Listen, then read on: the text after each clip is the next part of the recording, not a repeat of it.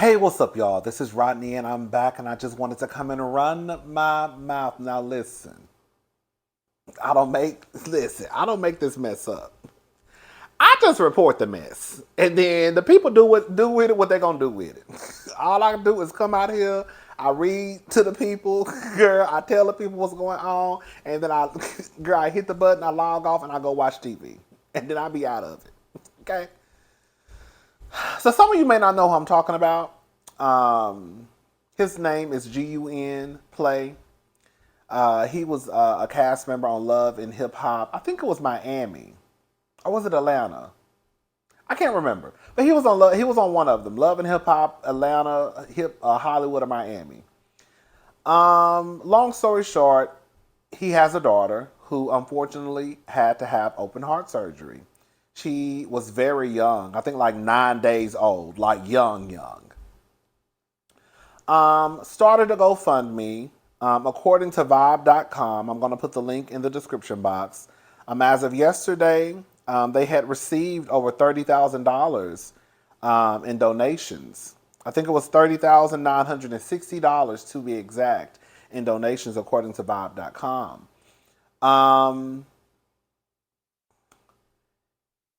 He posted a video of him gifting Rick Ross, the biggest boss, the one who was calling DJ Envy envious. Hey!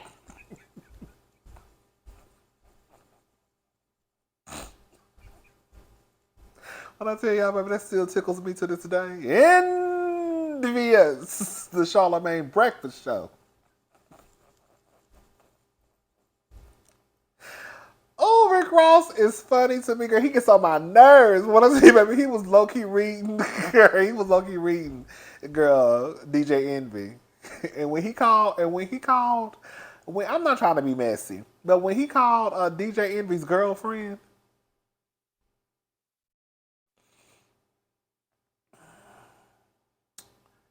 when he said that Gia, ain't her name Gia? I don't think it's G. I think it's Gia, right? Anyways, DJ Envy's wife, but he referred to somebody as somebody's girlfriend. Now I don't know if Rick Ross was trying to let us know some tea or what. But you know my ears, girl, girl, when I hear mess, girl, these ears do just like this, girl. Girl. When I hear some mess, girl, my ears do just like this, girl. What? When he said that girl, he could be her. He said that lady could be his paddle ball. What did he say? I forgot what he called her. Paddle ball, paddle polisher. I said, oh my God. Anyway, so Gun Play, that's his name. He gifted Rick Ross with some jewelry. The people felt some type of way. And some people basically started requesting refunds from GoFundMe. They wanted their money back. He came out and cursed everybody out who requested a refund and said that y'all ain't gave from y'all hearts. And basically, him gifting or buying Rick Ross, that jewelry, it had nothing to do with his daughter's GoFundMe, and that money was not used to purchase the gifts for Rick Ross. I didn't donate. If I had donated, I would have asked for my $50 back. Have I donated to GoFundMe's before? Yes, I have. That ain't nobody's business. I don't donate a lot. I don't make a lot. The most I can give is $50. And then, girl, I'm even pushing it in. Because, girl, I be thinking, girl, the most I'm really gonna donate is 25. But then, you start feeling bad. And you be like, girl, all you was gonna do was go to Chipotle. So, girl, you can go ahead and get this other 25. You know what I'm saying? So you just, you know what I'm saying? Um, but I didn't donate. Can I say something?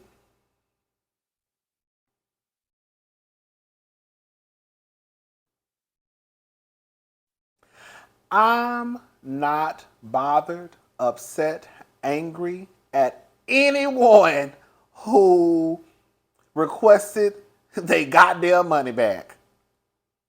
Because what you don't understand, Mr. Play, we're gonna call you Mr. Play because I don't want no smoke. What you don't understand, Mr. Play, is what you did is equivalent to let me break this down in real life terms, okay? What he did was no different than someone borrowing, girl, $50 from you, and then you look on Instagram and they down, girl, at the local steakhouse, and they done posted a picture of an appetizer, girl. They done posted a picture of old nasty, girl, T-bone steak with a few pieces of asparagus and an old nasty buttered baked potato on the side, a cocktail, and then they post that they're out by themselves spending some me time. I need some me time. And you know they owe you $50. And so you start thinking, if you out by yourself and you say you need some me time, how are you paying for this steak? Let me even break it down let me give y'all another example. This is like somebody borrowing $20 from you. And then you look on Instagram and they done posted a goddamn double steak bowl from Chipotle with a side of guacamole and some chips. That's exactly what this man just did. You out here begging for money for your daughter, for you to turn around and go spend some money on a nigga at that.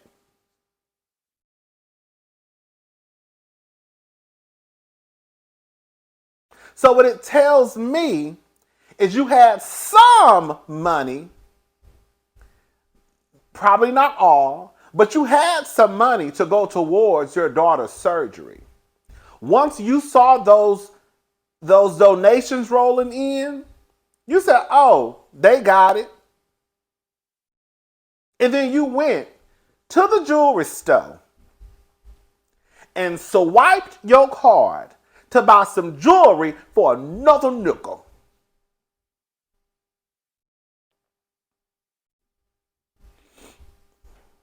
Y'all hear that heavy foot bitch up there? That's exactly what happened. And so people said, oh, ooh. Girl, if you got money to buy another nigga some jewelry, then you got money to take care of your child, girl. Give my $25 back. Girl, give my $15 back. Give my $5 back. Give my $199 back. Give my $200 back. Give my $300 back. Give my $17 back. That's what the people did. And I don't blame them. Because I would have did the same thing. Give my $50 back. Because you don't need it. Clearly. It ain't like you posting a picture of you paying your mama's light bill because her lights was off. It ain't like you out here talking about, oh, girl, not only do my daughter need open heart surgery, but I also have a sister who's in the hospital and I needed to help take care of my nieces and nephews because they needed school clothes. Something like that. You know what I'm saying? But even then, girl, the school clothes gonna have to wait because your daughter having open heart surgery. It is what it is. Can you imagine somebody owing you some money and you look up and they in Miami, pussy popping on the handstand? Wouldn't you feel some type of way? That's exactly what just happened. You out here begging for money, but spending money. And it's not adding up to the people. And it's definitely not adding up to the people who donated. And now you got the nerve to be mad because people want their money back.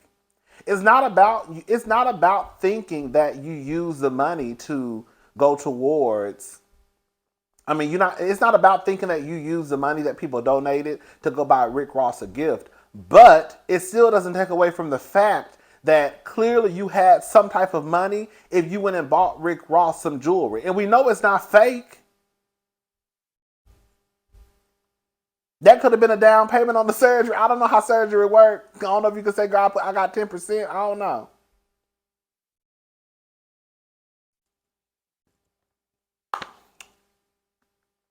Anyways, it is what it is, honey. Girl, Anita Baker. Oh, God. Auntie, mama, listen. I don't care what y'all say. I'm not, girl, for the people who know, no. I'm not canceling on Anita Baker. That just ain't gonna never happen. Girl. Girl, I'm not canceling Anita Baker. I don't care who she out here beefing with. I don't care who she dragging. I don't care who she talking about. Baby, Anita Baker could come out here and talk about all the children. And I would still act like I didn't know what was going on.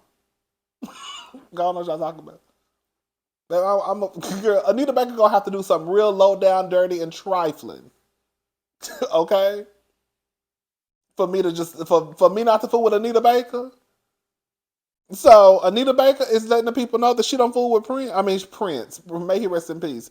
She don't fool with Babyface. So she came out the other day and she said, "Dearest one, you are not privy to the contracts. Yes, Babyface is a special guest. Support act on my tour. This false narrative of a co-headliner is creating unrealistic expectations and aggression from his fans towards me. He should tell you guys the truth." Um, she also let it be known that I guess that she was being bullied by Babyface fans online and she wasn't going for it. So then she came back and she said this. Um, After silently enduring cyberbullying, verbal abuse, and threats of violence from the fan base of our special guest support act, in the interest of personal safety, I will continue the songstress tour alone. Appropriate refunds will be made. So it looked like she kicked Babyface. I guess he was just opening up, girl. And he came out and he said, "I'm saddened by the news that Anita Baker has decided to remove me from the songstress tour. It's unfortunate and disheartening to see how things have played out via social media. While I was looking forward to the rest of the dates, I have nothing but love and respect for Anita, and I wish her the best for the remainder of her tour." Listen,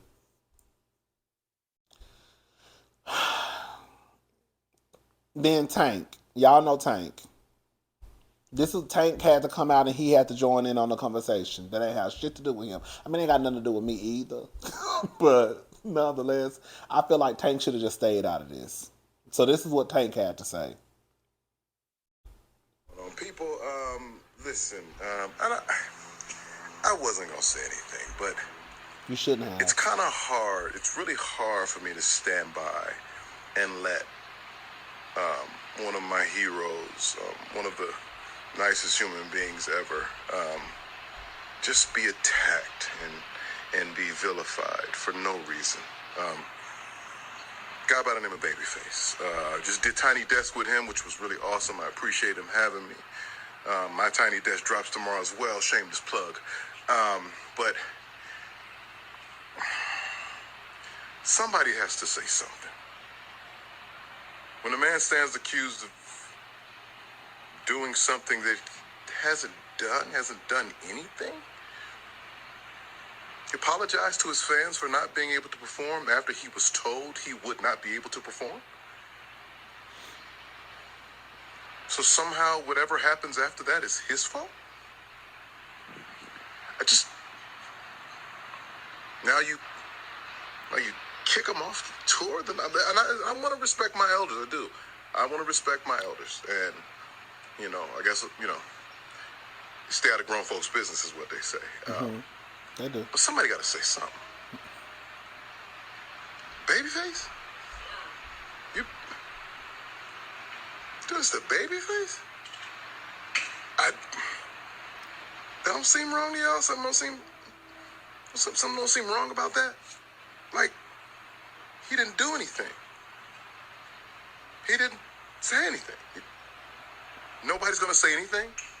We have to protect our black women. I see where you guys are. I understand that.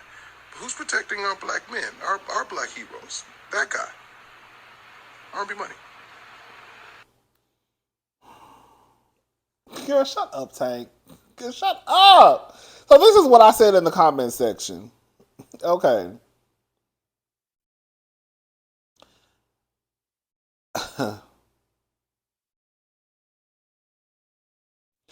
Tank, most people, including myself, think that Mother Anita is the problem. I haven't seen anyone dragging Babyface but Mother Anita. There was no need for you to come out on some protect black men speech, being that a big majority of folks think that Anita is the problem. So my thing is this.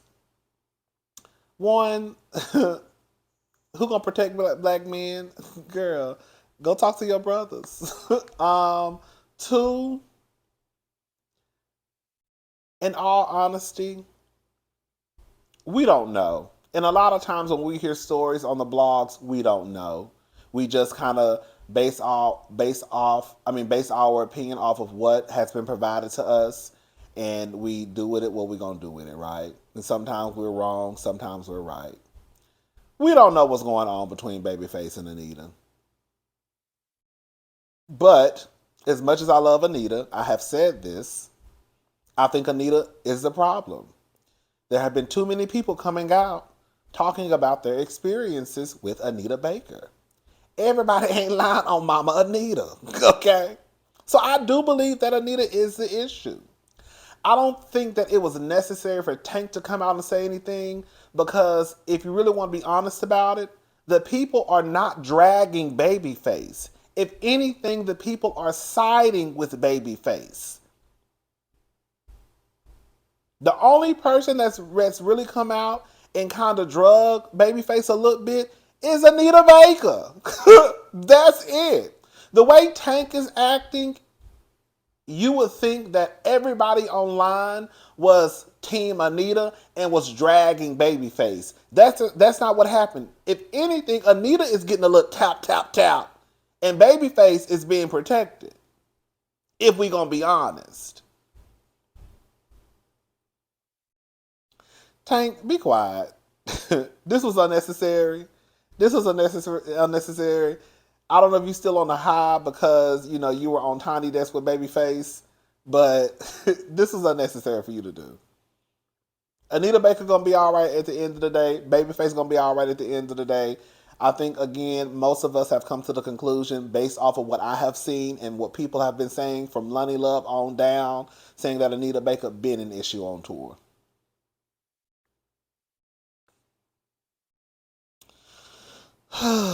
Say what? Court documents revealed Dababy and Tory Lanez attempted to ambush a stage while Megan Thee Stallion performed in 2021. Um, Neighbors with Tory Lanez sentencing scheduled for next week, which is really got moved to tomorrow. I don't know what's going on. Was it tomorrow? Oh no, they postponed it again for the second time because it was supposed to happen today. More details are coming out in regards to why prosecutors are pushing for him to be sentenced to 13 years in prison. According to court documents, Tory's attempts to harass Megan after the shooting exceeded far beyond the jabs he made in his songs and music videos. If you can recall, there was a huge issue when rapper Dababy decided to let Tory join his Rolling Loud set in 2021. At the time, Meg was under a protective order, and because she was performing, Tory was not to be within 100 feet of her. However, the little bromance on stage is not one of the reasons why prosecutors want Tory to get 13 years. It's what allegedly happened after their performance. Prosecutors say that Tory and the PT Cruiser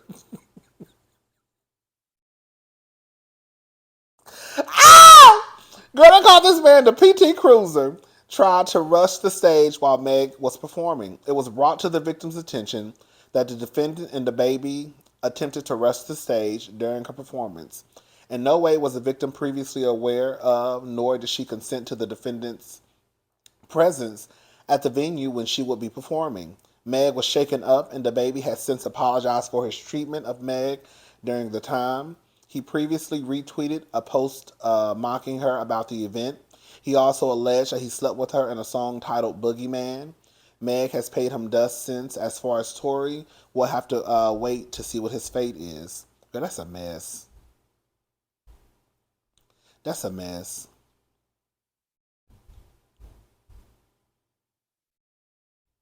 And I believe it. Of course, there's people in the comment section defending it. I believe it. Like, that's the thing. Like, y'all be like, no tea, no shade. Like, y'all, like, can I say something? Dababy kicked his baby mama out, NPLAY, and their newborn baby out on the street. Wasn't it like 2 o'clock in the morning? Remember? I know y'all remember that. So if he does not give a damn about kicking his baby mama out and his baby out on the other street, you don't think he will run up on stage and try and intimidate Meg the Stallion? Tory Lanez, we know, is a menace to society. We've heard it from August Alsina. We've heard it from Prince, who was on formerly of Love and Hip Hop Miami. But for some reason, y'all think that these men are not capable of doing what they're doing. Y'all be defending some of the most trifling nookers, and I don't understand it. I can see if we was talking about Papoose, or Dr. Eugene, or Barack, or Russell Wilson. Then, girl, I might be right there on the line with y'all defending them niggas, okay? Might. But y'all can't keep defending men out here in these streets, and you know they have a history, and you know what they have done. It is so weird to me.